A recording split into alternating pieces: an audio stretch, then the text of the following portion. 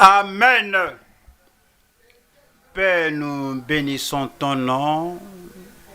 Nous te rendons grâce pour ta bonté, pour ta grâce et le choix que tu as fait de notre vie afin que nous portions le message du salut au monde autour de nous. Ce n'est ni par mérite, mais par ta grâce. Tu nous as appelés et nous prions, Seigneur, que notre ministère soit bénéfique dans ton royaume au nom de Jésus. Utilise-nous, Seigneur, afin d'amener les pécheurs au Sauveur par son salut. Et nous prions que la grâce que tu nous as donnée pour demeurer, rester ferme, que la même grâce soit accordée à tous nos auditeurs au nom de Jésus. Nous prions qu'à la cellule de Suède de maison demain et à tout moment que nous ouvrons la bouche pour déclarer l'amour de Dieu pour l'humanité, que plusieurs se tournent vers le Seigneur au nom de Jésus.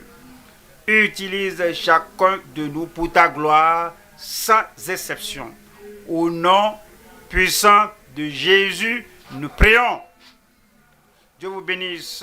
Nous allons à Isaïe chapitre 1.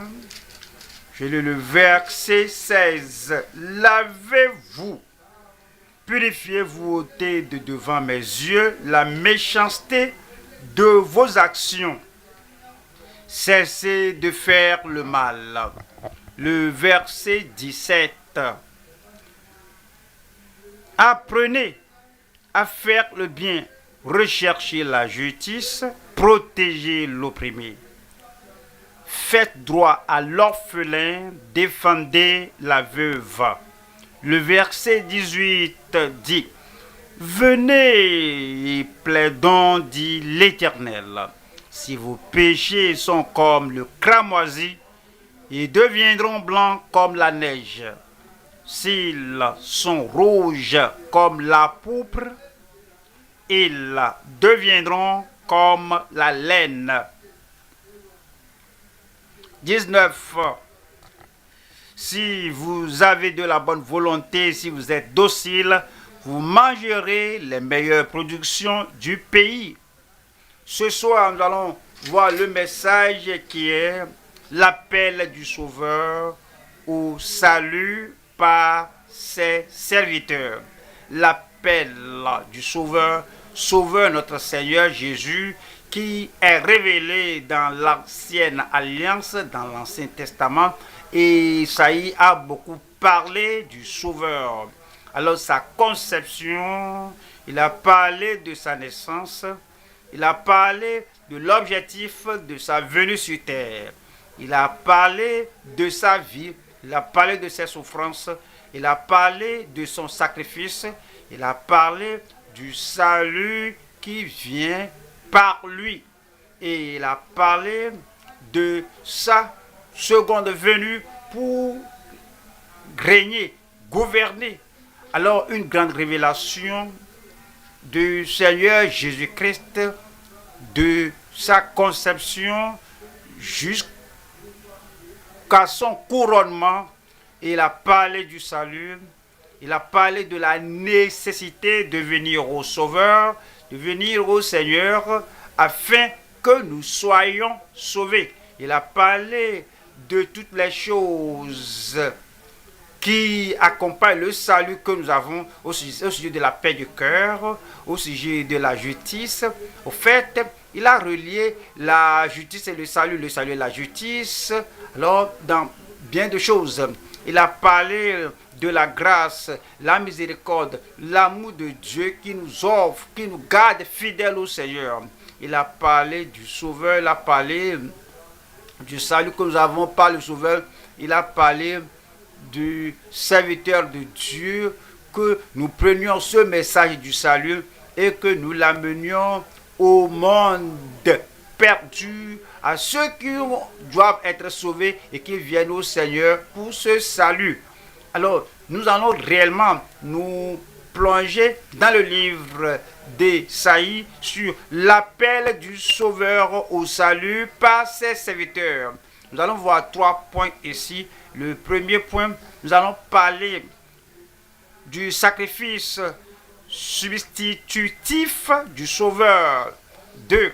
Nous allons voir ici le salut certain du pécheur. Et 3, nous allons voir la soumission continuelle de ses serviteurs. Numéro 1, c'est le sacrifice substitutif du Sauveur. Ésaïe 53, le verset 4 dit, cependant, le Sauveur Christ qui a payé tout le prix pour notre rédemption, pour notre salut, s'est dit que et cependant ce sont nos souffrances qu'il a portées, c'est de nos douleurs qu'il s'est chargé, et nous l'avons considéré comme puni, frappé de Dieu et humilié. Verset 5. Mais il était blessé pour nos péchés. Ce n'est pas pour ses péchés, il était notre substitut, il était le sacrifice pour notre salut. Alors il était blessé pour nos péchés, brisé pour nos iniquités, seulement pour nos iniquités. Alors le châtiment qui nous donne la paix, alors l'âme qui pêche, c'est celle qui mourra. Il a porté la mort là pour nous, et c'est dit que le brisé pour nos iniquités, le châtiment qui donne la paix est tombé sur lui, et c'est par ses meurtrissures que nous sommes guéris. Voyons le verset 6 qui dit, alors ça a commencé par le mot nous pour terminer avec nous tous. Alors quand nous prêchons le mot, la parole du salut aux pécheurs, nous devons comprendre que Jésus est le substitut. Il est le sauveur de tout le monde. Alors pour quiconque peut venir, tout le monde peut venir être sauvé. Alors il n'y a personne qui soit allé trop loin d'être sauvé, et il n'y a personne qui soit trop jeune d'être sauvé. Tous, dès le commencement, tous jusqu'à la fin. Alors c'est dit que chacun veut dire tout le monde. Alors c'est très clair à tous que chacun, que tout le monde, quiconque invoquera le nom du Seigneur sera sauvé. Voyez Ésaïe 53, 6 maintenant. Nous étions tous errants comme des brebis, chacun suivait sa propre voie, et l'Éternel a fait retomber sur lui l'iniquité de nous tous. Il est le sauveur, il est notre substitut, il est celui-là qui a payé le prix, qui a fait le sacrifice pour notre salut. Nous allons voir encore 3 subdivisions ici. 1. La souffrance du sauveur pour tous les pécheurs. Numéro 2, c'est le salut assuré pour tous les chercheurs.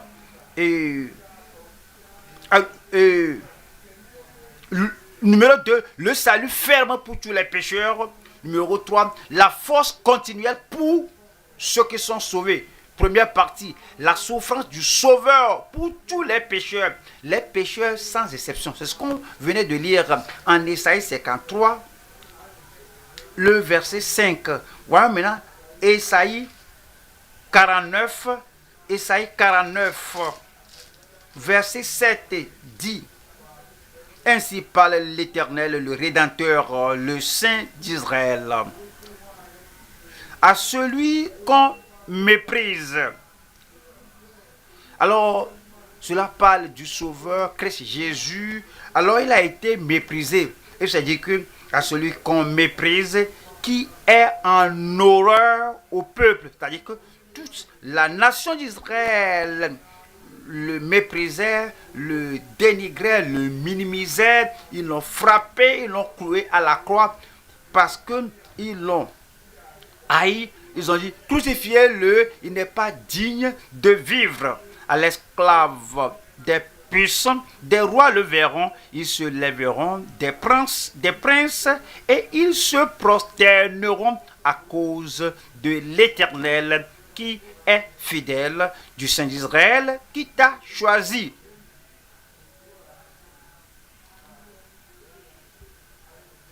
Voyons Ésaïe 50, le verset 7. la souffrance que Jésus-Christ a portée, l'angoisse que Jésus-Christ a subie. Et voyons, Ésaïe 50, le verset 6. J'ai livré mon dos à ceux qui me frappaient, et mes joues à ceux qui m'arrachaient la barbe. Je n'ai pas dérobé mon visage aux ignominies et aux crachats. Et ils ont craché sur lui. Alors, ils l'ont honni, ils l'ont outragé, ils l'ont humilié. Il s'est soumis à tout cela parce qu'il payait le prix pour notre salut. Et le verset 7 dit: mais le Seigneur l'Éternel m'a secouru. C'est pourquoi il était allé au jardin de Gethsemane. Il a besoin de la force, du secours pour pouvoir faire face à ceci et boire la coupe que le Seigneur a pour lui de boire pour le salut du monde entier. Et il transpirait même du sang en sortant.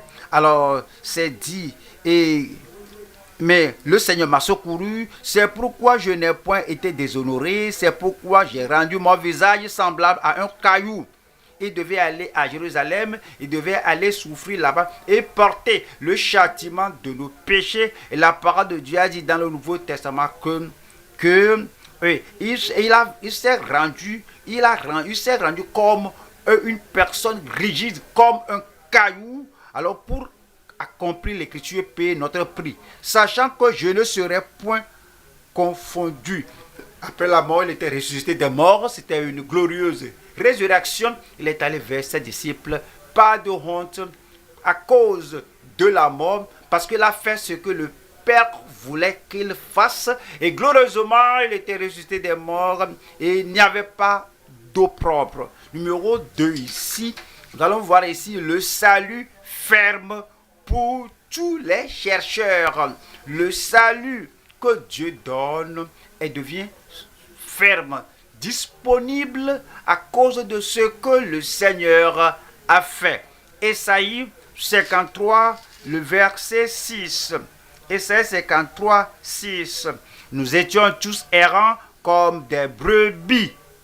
Nous étions tous errants, nous toutes, les créatures sur terre. Nous, tous les descendants d'Adam, à cause de la dépravation, à cause du déclin dans le péché, à cause de tous ceux qui sont issus d'Adam sont pécheurs. Ils sont pécheurs, c'est dit, nous étions tous, sans exception, les grands, les moindres, les noirs, les blancs. Alors nous tous, les hauts cadres, nous étions tous errants comme des brebis, chacun suivait sa propre voie. Alors c'est la particularité du genre humain de pouvoir suivre sa propre voie, la voie des ténèbres, la voie de la folie, la voie du péché, parce que la nature de l'homme est dépravée. Nous étions tous errants comme des brebis, chacun suivait sa propre voie, et l'Éternel a fait retomber sur lui l'iniquité de nous tous. L'iniquité de nous tous. Le sacrifice de Christ pour notre salut n'est pas restreint pour ne se limite pas aux Juifs seulement, mais pour les nations, pour les femmes, pour les hommes, pour tout le monde, pour les adultes, tout le monde dans chaque génération, là où il y a un pécheur, le salut de Christ est disponible là. Et c'est dit que le Seigneur lui-même, par son décret éternel, alors a fait retomber sur lui l'iniquité de nous tous. Voilà le verset 11. Verset 11 dit, à cause du travail de son âme, il rassasiera ses regards. Il rassasiera ses regards. Comment? Parce que il a prié. Il dit que si cette coupe peut me dépasser pour ne pas la boire, non, ma volonté, toutefois, pas ma volonté, mais la tienne. Alors, maintenant, ceux qui étaient malades de par le monde entier, regarde les gens qui sont sauvés dans tous les pays du monde. Regardez les gens qui sont sauvés dans chaque génération. Depuis lors jusqu'à ce temps-ci, il y a une connaissance précise du salut du Seigneur. Alors, il est rassasié. Alors, il rassasiera ses regards par sa connaissance. Mon serviteur juste justifiera beaucoup d'hommes. Maintenant, nous sommes justifiés par peu, mais beaucoup sont justifiés et il se chargera de leurs iniquités. C'est ce qu'il a fait. Chapitre Ésaïe 25, le verset 9 dit: En ce jour, l'on dira, voici c'est notre Dieu, en qui nous avons confiance. Et c'est lui qui nous sauve. C'est lui qui nous sauve. Les Juifs attendent le Messie. Et lorsqu'ils ont vu le Messie, alors ils seront sauvés. Les païens attendaient le Messie. Alors les païens alors se confient au Seigneur. Alors ils seront sauvés. Qu'on soit juif ou païen, on est sauvé par lui. Alors, c'est l'Éternel en qui nous avons confiance.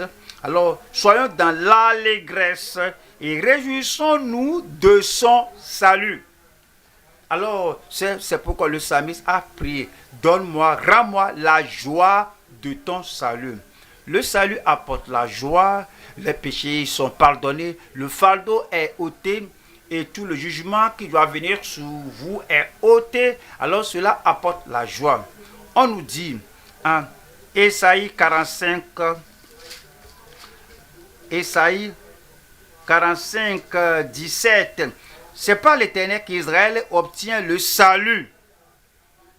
Un salut éternel.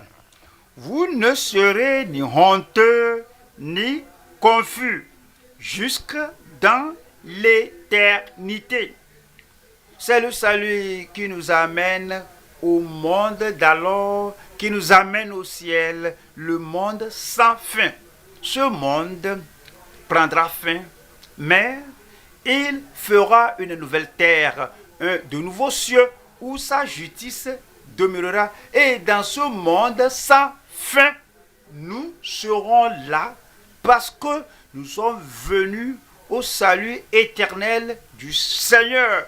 Verset 18 dit: car ainsi parle l'Éternel, le Créateur des cieux, le seul Dieu qui a formé la terre, qui l'a faite et qui l'a affermie, qui l'a créée pour qu'elle ne fût pas déserte, qui l'a formée pour qu'elle fût habitée.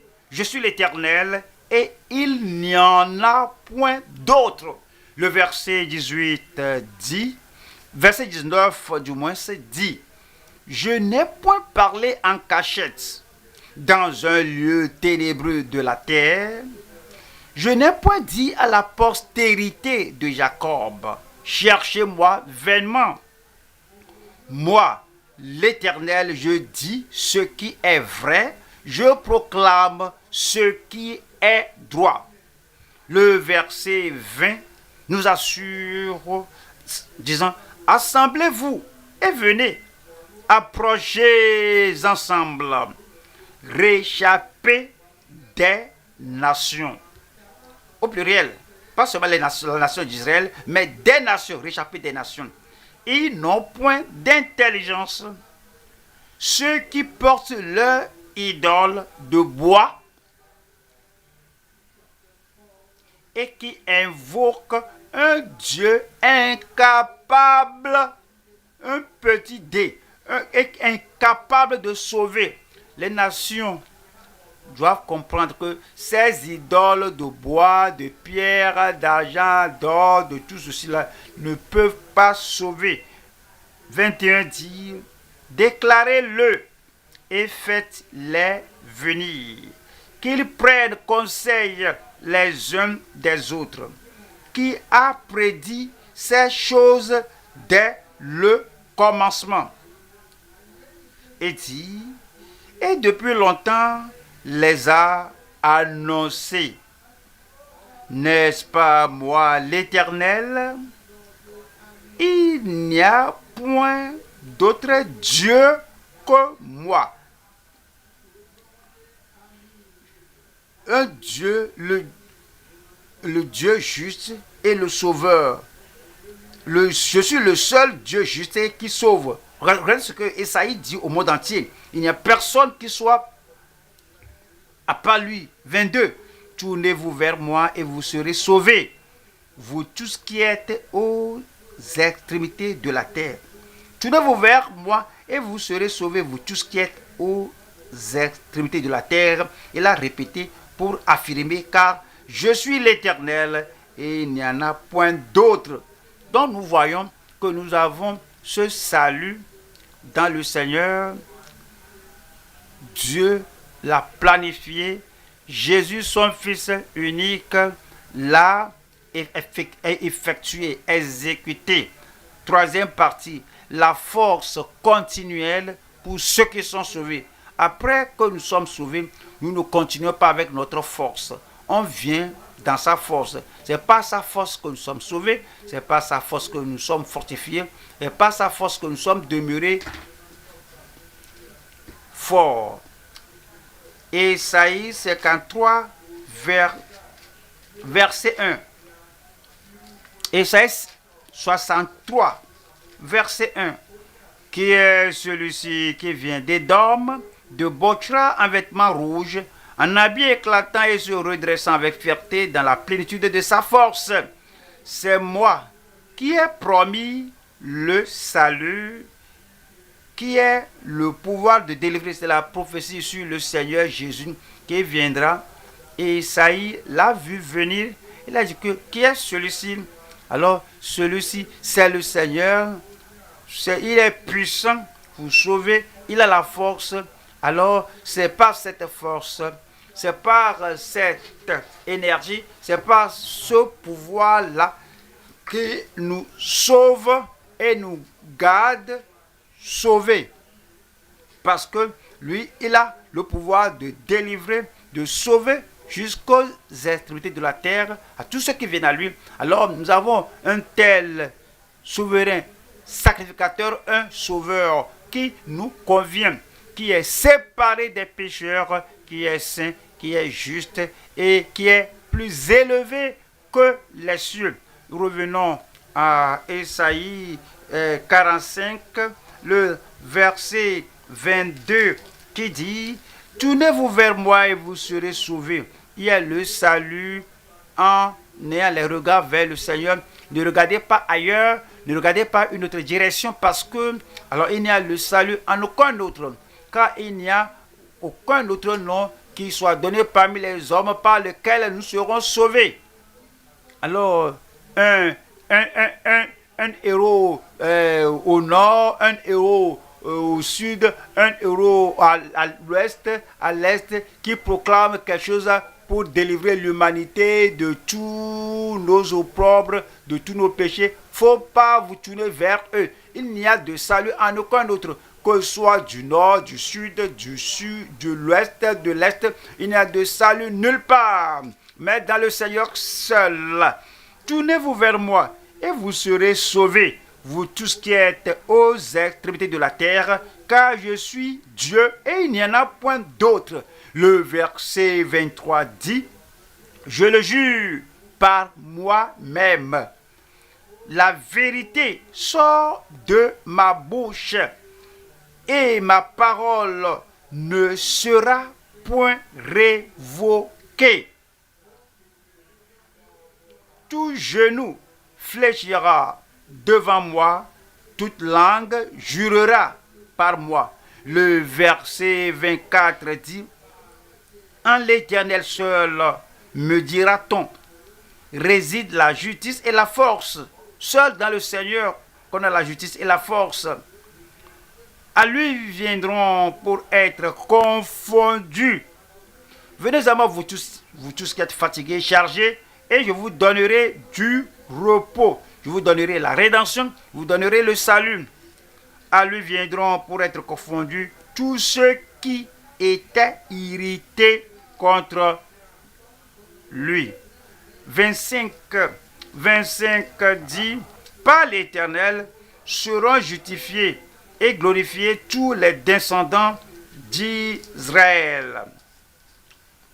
La justification se trouve en lui seul, le salut se trouve en lui seul, la force n'est qu'en lui, la grâce pour être sauvé et demeurer dans ce salut ne se trouve qu'en Dieu seul.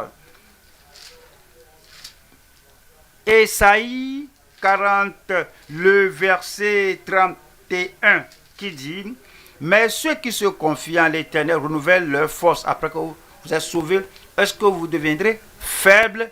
Alors espérez en l'Éternel. Est-ce que vous êtes faible? Confiez-vous à l'Éternel. Est-ce que la pression du salut ou bien la pression de la persécution, est-ce que cela est très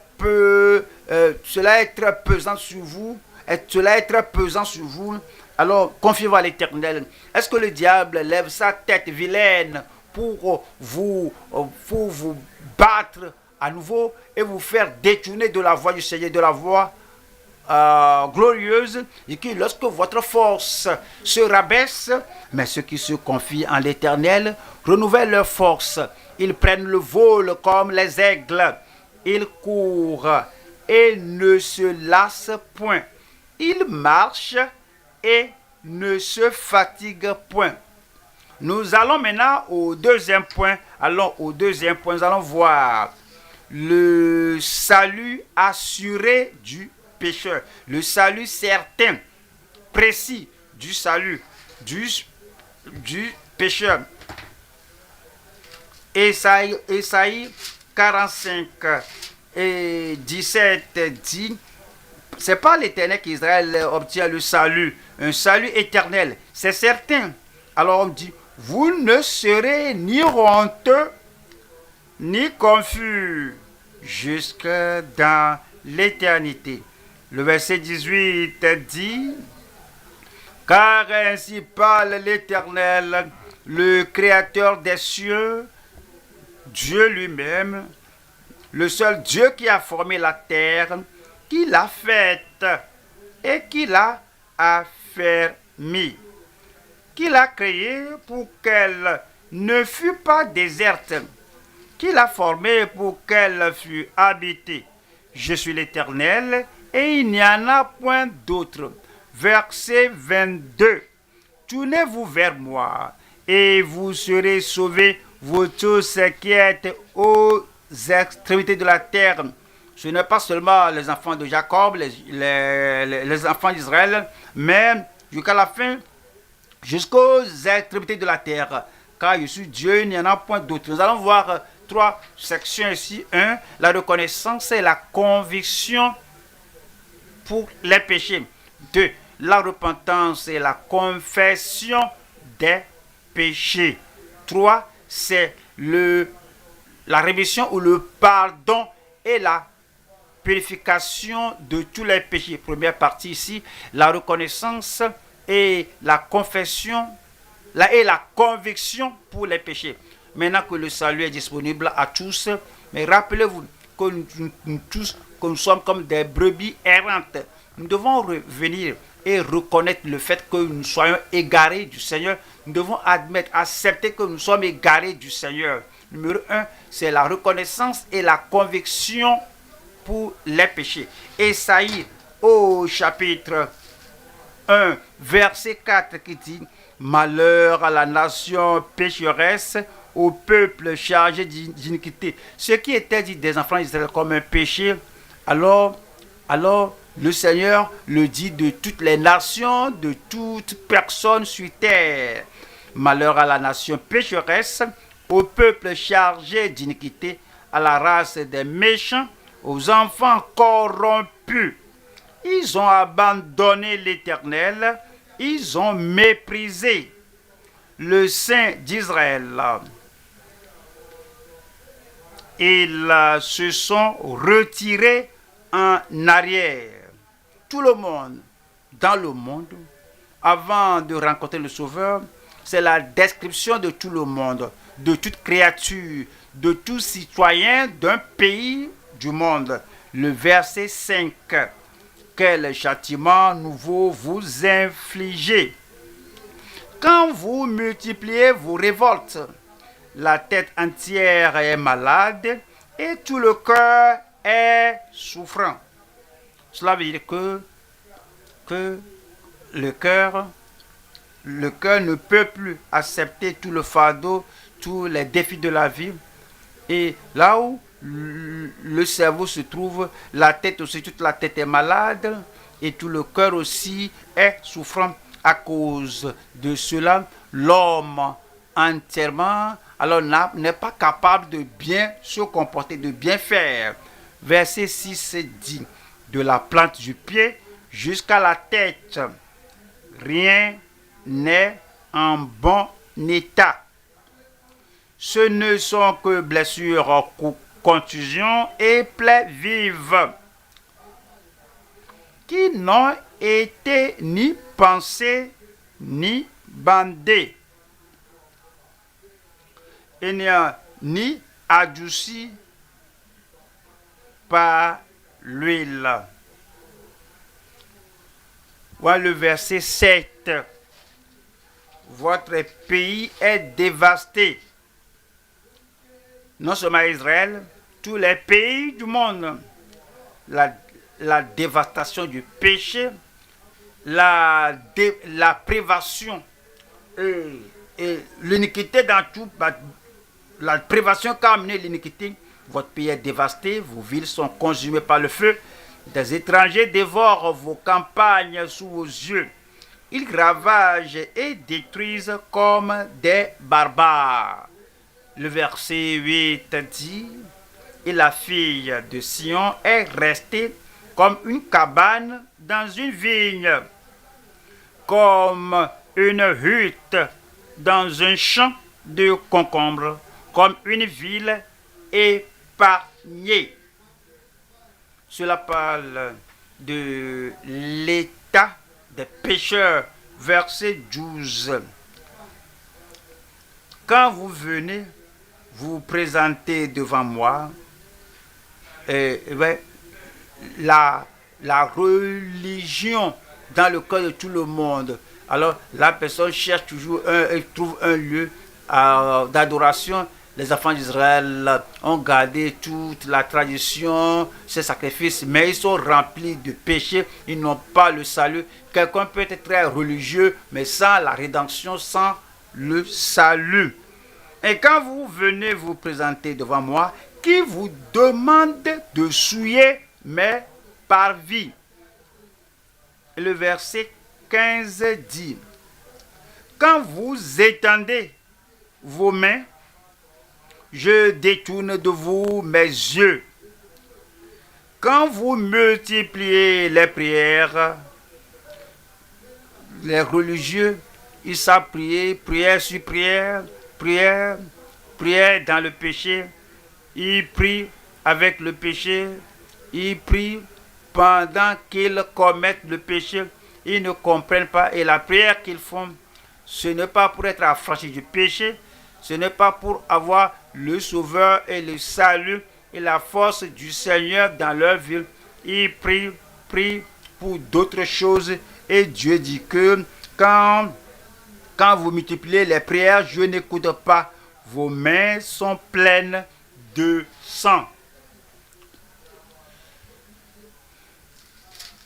Le verset 23.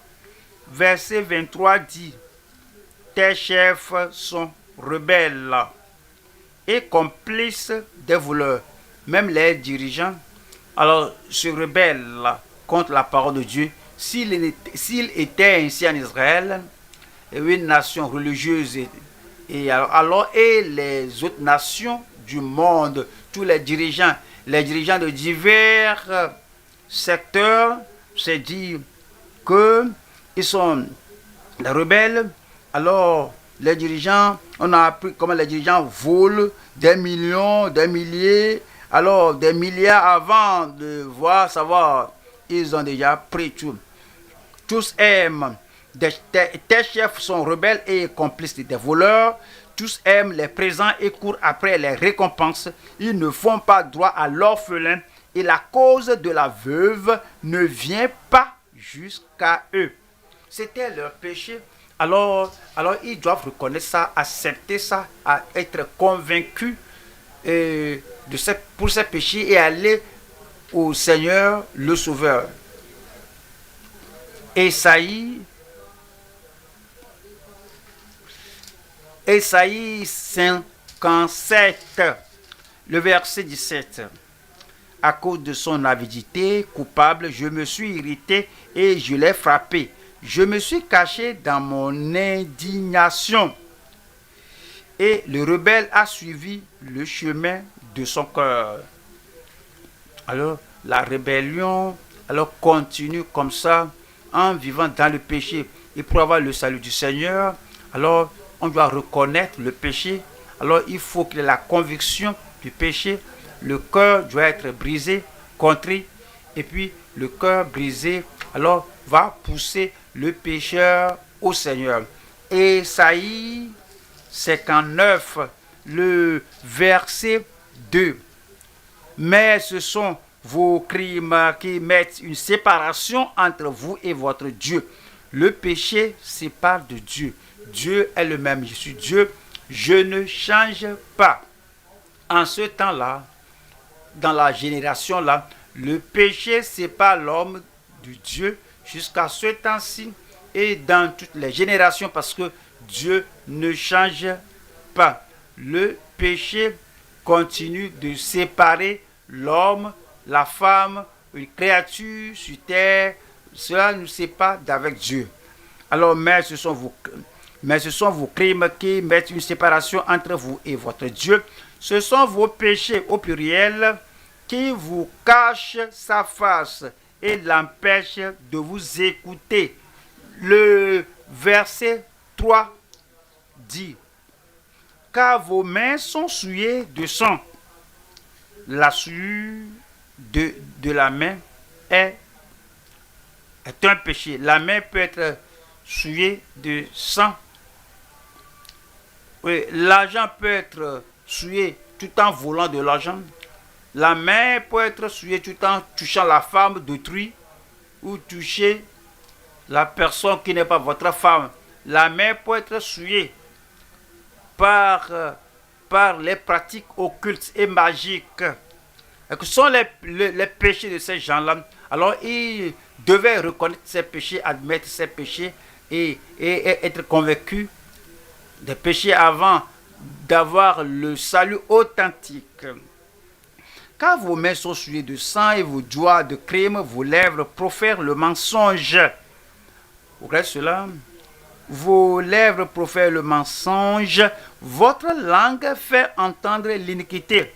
Le verset 4 dit: nul ne se plaint avec justice, nul ne plaide avec droiture. Il s'appuie sur des choses vaines. Et il croit que tout en mentant, par la séduction, par l'hypocrisie, ils peuvent aller n'importe où dans le monde. Ils croient que c'est en volant, c'est en détournant qu'ils peuvent avoir un gain et aller et puis réussir. Ils le peuvent. Mais le monde à venir, ils vont rater le ciel, ils ne seront pas là. Parce que aucun péché, aucun pécheur ne sera permis au ciel. Et c'est dit que ils mentent. Et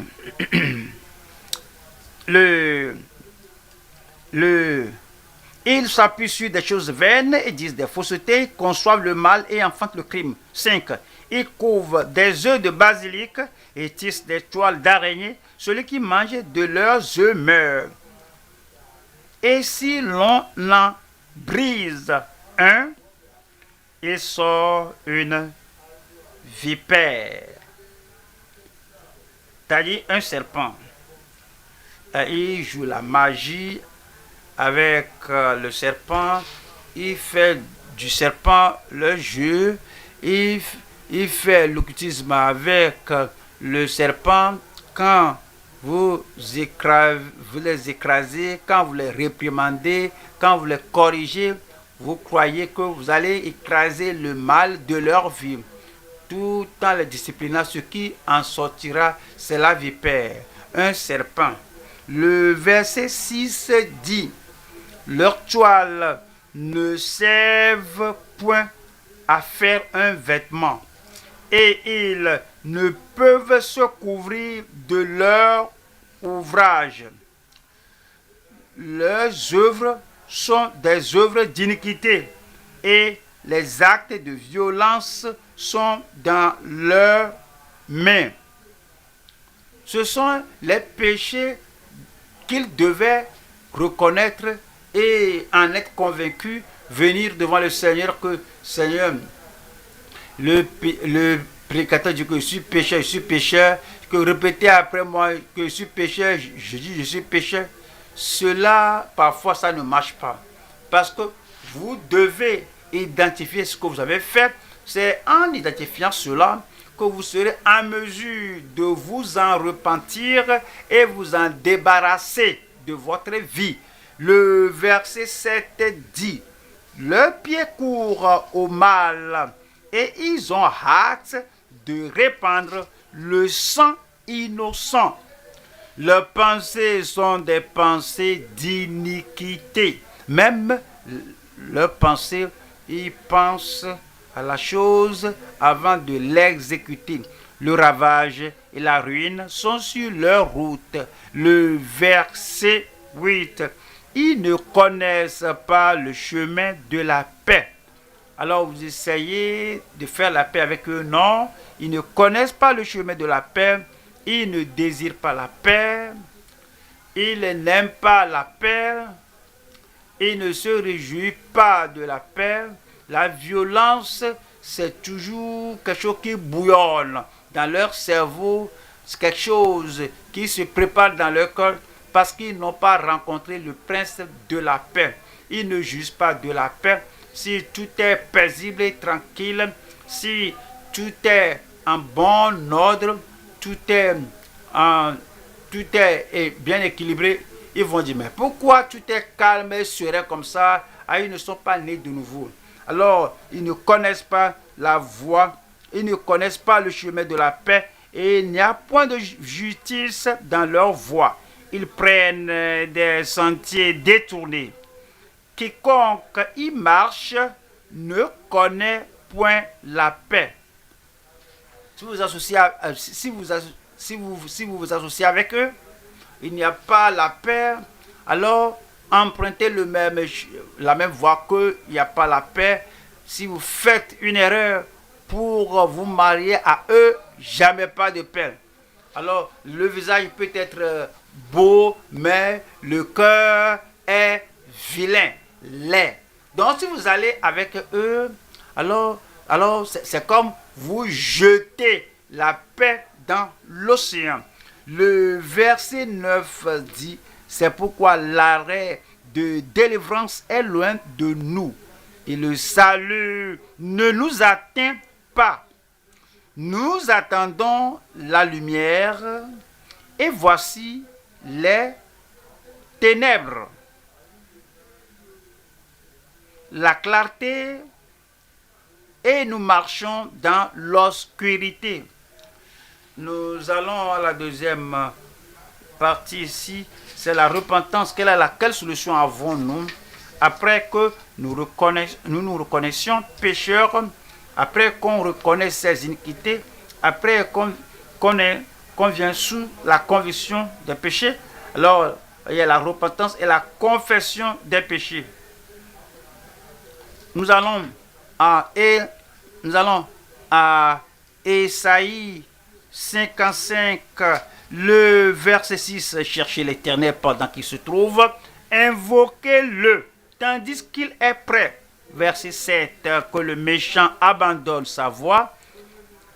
Alors Ésaïe a dit toute la vérité au sujet de la voie du salut. La repentance est très importante indispensable que le méchant abandonne sa voie et l'homme d'iniquité ses pensées, qu'il retourne à l'Éternel qui aura pitié de lui, à notre Dieu qui ne se lasse pas de pardonner. Ésaïe chapitre 1, 16, qui dit: lavez-vous, purifiez-vous, ôtez de devant mes yeux la méchanceté de vos actions. Je suis toujours là pour vous regarder, je vous observe, je vous vois, vous écoutez, vous entendez la parole, je vous regarde. Si vous êtes repenti ou pas, je vous regarde, je vous observe. S'il y a une nouvelle vie, s'il y a une nouvelle voie, s'il y a une nouvelle direction dans votre vie, alors il s'est dit que lavez-vous, purifiez-vous, ôtez devant mes yeux la méchanceté de vos actions, cessez de faire le mal. C'est l'évidence de la repentance. Vous détournez du péché, donc vous cessez de faire le mal. C'est l'évidence que la parole de Dieu qu'on entend nous profite. Cessez de faire le mal. Le verset 17 dit: apprenez à faire le bien. Il ne faut pas dire que oui, c'est moi, je ne sais pas mieux faire, acceptez-moi tel que je suis. Mais lorsque vous étiez pécheur, vous n'avez pas de force, on vous prend tel que vous êtes. Donc, on est patient avec vous jusqu'à ce que vous veniez à Christ. Mais vous dites maintenant que vous êtes à Christ, que vous êtes en Christ, vous devez apprendre une nouvelle créature, vous devez mener une nouvelle vie. Et ce que vous lisez dans la parole de Dieu, alors va prier pour avoir la grâce et être obéissant à la parole. C'est dit que cessez de faire le mal, apprenez à faire le bien, recherchez la justice, protégez l'opprimé. Il ne faut pas continuer d'opprimer les gens. Faites droit à l'orphelin, défendez la veuve. Alors 18, maintenant tu peux venir. Venez et plaidons. Venez après la repentance, après la conviction, après la confession, venez et plaidons.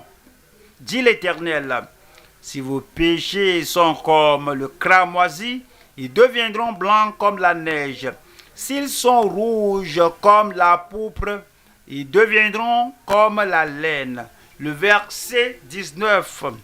Si vous avez de la bonne volonté, il faut la volonté d'avoir une nouvelle vie, la volonté de vivre dans la lumière, la volonté de marcher dans la lumière, la volonté d'avoir une vie différente. S'il n'y a pas de volonté, il n'y aura pas de salut.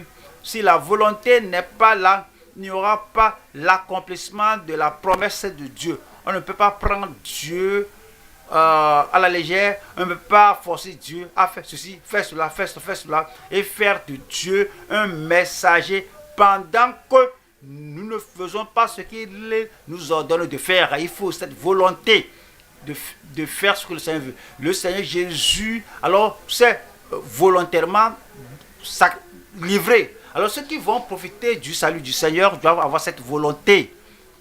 Seigneur, non ma volonté, mais la tienne. C'est ce que le Sauveur a dit lorsqu'il allait se livrer pour notre salut. Nous aussi, maintenant, nous devons venir et nous avons cette volonté, nous avons cette obéissance à la volonté du Père. Et puis, voici ce que Jésus a dit. Il dit que nous devons prier. Il a dit que nous devons prier, que notre Père qui est dans les cieux, que ton nom soit sanctifié, que ton royaume vienne, que ta volonté soit faite sur la terre comme dans les cieux. Cette volonté-là doit être là. Et il dit que si vous avez de la bonne volonté et si vous êtes docile, vous mangerez les meilleures productions du pays. Alors nous allons à Ésaïe, chapitre 29. Ésaïe 29, nous lisons le verset 15 qui dit: malheur à ceux qui cachent leurs desseins pour les dérober à l'Éternel. Il y a des gens, sauve-moi, sauve-moi, sauve-moi, mais ils cachent leur péché. Ils cachent leurs méfaits, leurs mauvaises choses, leurs iniquités. Malheur, et il n'y a pas de salut pour eux. Malheur à ceux qui cachent leurs desseins pour les dérober à l'Éternel, qui font leurs œuvres dans les ténèbres et qui disent, qui nous voit et qui nous connaît. Lorsque nous venons au Seigneur pour le salut, on ne se cache pas, on s'expose au Seigneur. Ce qu'on a fait, là où on a été, ce qu'on avait dit, et tel que nous sommes éloignés de lui, c'est dit. Quelle perversité est la vôtre.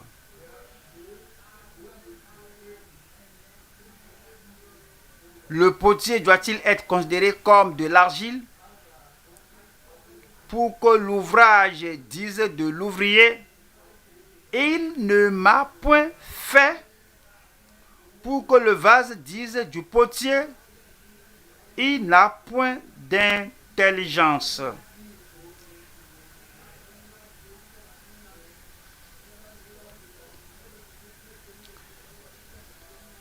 On voit la troisième partie ici, c'est le pardon et la purification de tous les péchés.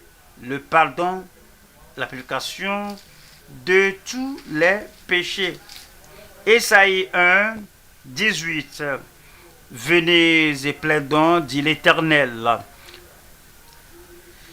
Si vos péchés sont comme le cramoisi, ils deviendront blancs comme la neige. S'ils sont rouges comme la pourpre, ils deviendront blancs, ils deviendront comme la laine. Ésaïe 43, 25. C'est moi qui efface tes transgressions pour l'amour de moi. Et je ne me souviendrai plus de tes péchés. C'est le Seigneur qui pardonne tous les péchés. Et tous ces péchés sont jetés au fond de la mer d'oubli de Dieu. Il ne va plus se rappeler cela. 26 dit, réveille ma mémoire. Plaidons ensemble. Parle toi-même pour te justifier. Ésaïe 44, 22. Ésaïe 44, verset 22.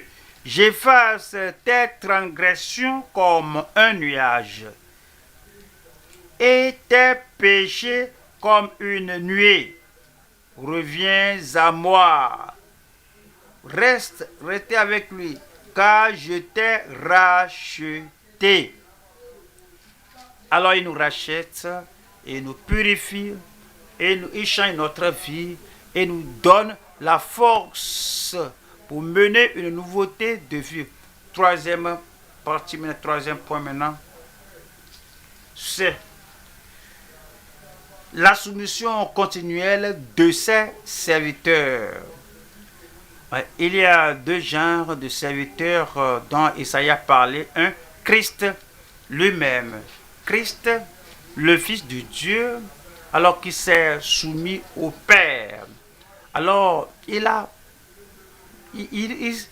s'est rendu comme un serviteur et s'est soumis à la manière d'un serviteur et s'est soumis à la croix du calvaire. D'autres serviteurs, c'est ceux qui sont les messagers de Dieu, les prophètes, les gagneurs d'âmes aussi sont des serviteurs du Seigneur. Et nous prenons notre modèle, notre exemple du serviteur parfait qui est le Seigneur Jésus. Voyons, Ésaïe, chapitre 6, le verset 6 dit, mais l'un des séraphins vola vers moi tenant à la main une pierre ardente qu'il avait prise sur l'autel avec des pincettes.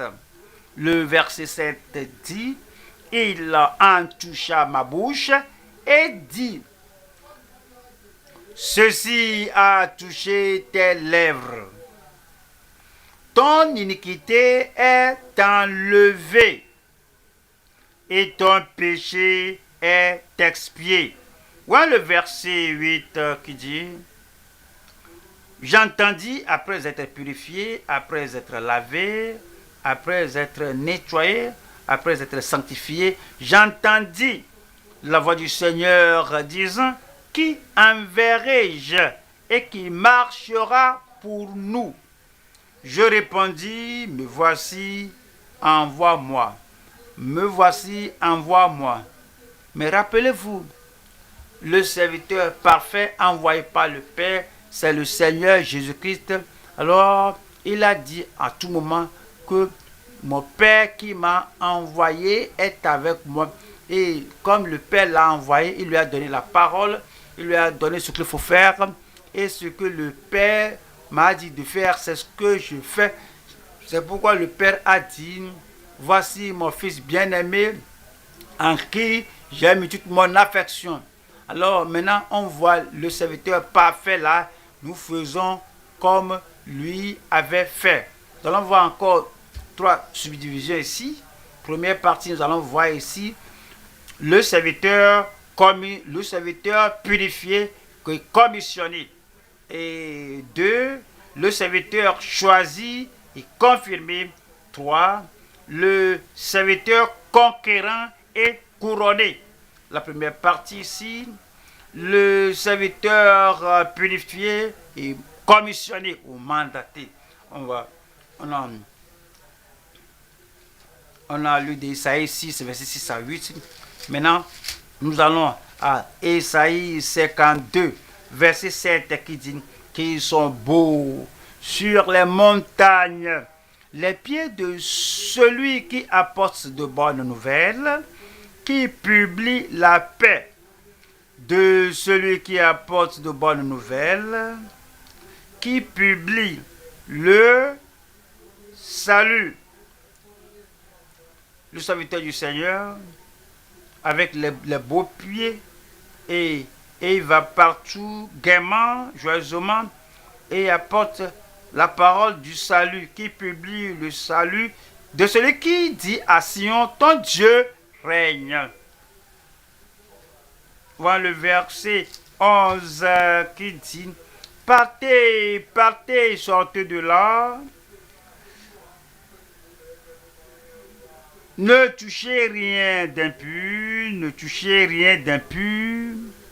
Un ministre, un serviteur du Seigneur, un prédicateur du salut du Seigneur, qui appelle les pécheurs de leurs péchés, qui appelle les pécheurs de sortir de leur souillure, doit lui-même être pur et ne doit pas toucher l'impur, qui doit le rendre impur. Il ne doit pas être impur en pensée, impur de cœur, impur dans son âme, impur dans ses sentiments, avoir des émotions impures.